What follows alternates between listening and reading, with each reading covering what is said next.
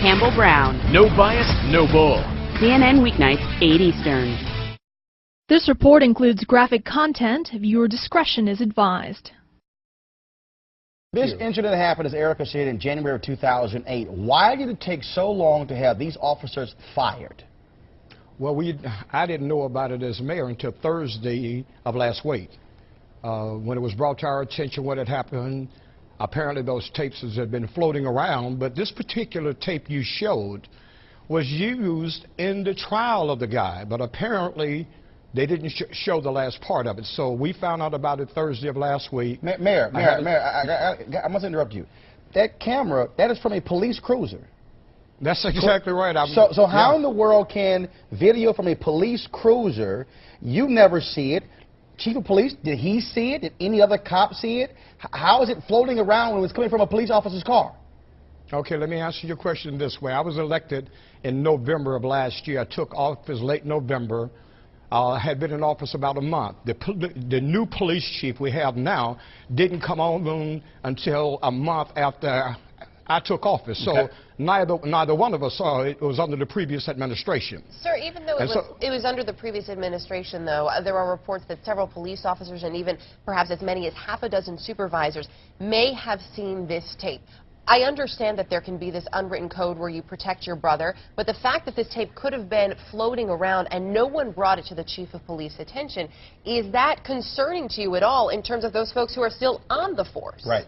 Those individuals who did not come forward, who knew that the tape was out there, the police department right now is going back to ascertain how many people knew about this, and they will be dealt with appropriately. Mayor Langford, will there be an investigation into the actions by these police officers with an eye towards possible criminal prosecution? Well, my understanding after the tape came out today that investigative agencies are already on top of it to look at it, yes. And Mayor, there's also a long history of police brutality in Birmingham. I wonder if you think the entire police department needs an overhaul. Well, let me say this to you. You know, I grew up in Birmingham during a time when police brutality was rampant.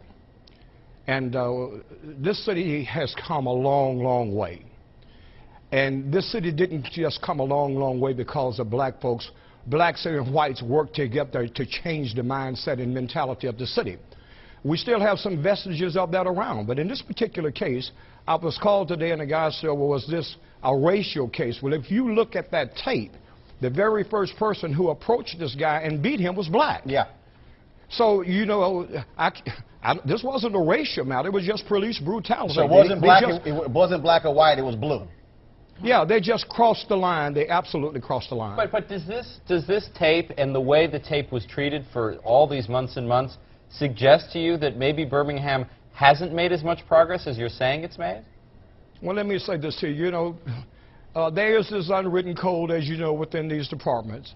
But the fact of the matter is, yes, this department has made tremendous strides, but you're dealing with human beings who, in many cases, try to protect one another. The fact of the matter is, they shouldn't have tried it in this particular case. You have a new mayor and a new police chief, both who grew up during the 60s, were in some cases victims of police brutality. We won't tolerate it, and everyone responsible for covering it up will, in all probability, need a job. Mayor, have we heard at all from the previous mayor, from the previous police chief? Have they owned up to their responsibility here as well?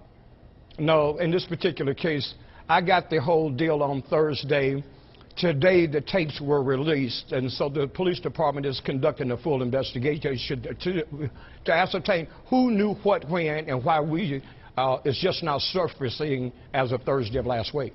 Mayor, is there any defense being offered by these officers in defense of their behavior, such as that it was a 100-mile-per-hour chase, went on for 22 minutes, that they thought perhaps that the suspect was a danger?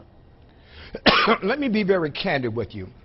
That tape runs almost 30 minutes. They led the police on a 20, 30, 40-mile chase. Now, if you watch the whole tape, and I want to be real honest with you, okay? Excuse me, when I saw the first part of the tape, I was saying, why on earth is he being allowed to travel 100 miles an hour, endangering that many people? I thought he should have been stopped way before then. And so, in my own mind, not having seen the last 11 seconds, I was thinking, boy, something ought to happen to this guy. Until I got to the last 11 seconds of the tape. The man was ejected from the car. He was totally unconscious. At that point, it should have stopped right then. Gotcha.